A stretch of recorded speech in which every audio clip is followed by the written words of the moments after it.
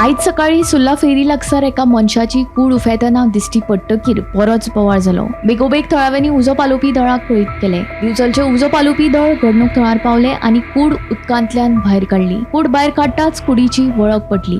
ह्या मरण पाविल्ल्या मनशाचें नांव उल्हास विनायक नाईक अशें आसा. उपरांत उजो पालोवपी दळाच्या जवानांनी कूड पुलिसांच्या सुवादीन केली. एक वेळ पाय घसरून तो उदकांत पडला आसूं येता असो अदमास आसा. ह्या घडणुकेची फुडली चवकशी सुरू आसा.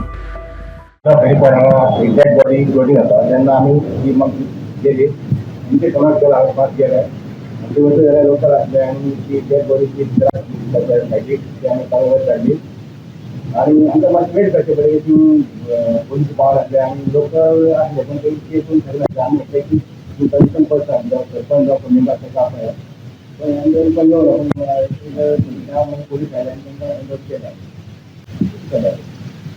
त्यांचे आयडेंटिफाय झाल्या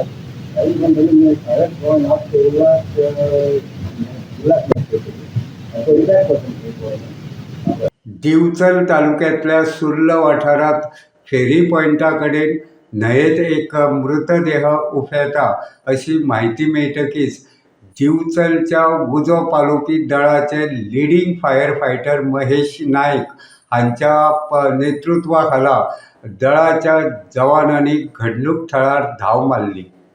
दळाच्या जवानांनी खर यत्न करून मृतदेह न्हंयेंतल्यान भायर काडलो.